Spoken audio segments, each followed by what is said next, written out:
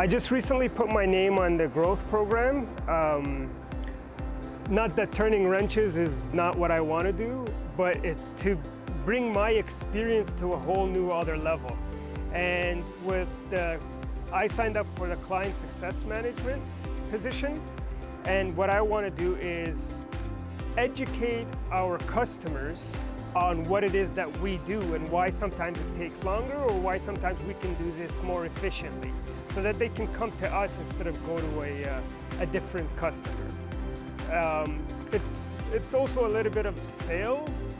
but at the most it's using your experience to sell a product, and to mostly, like I said, it's to educate the customer and to work with them on a unit per unit basis where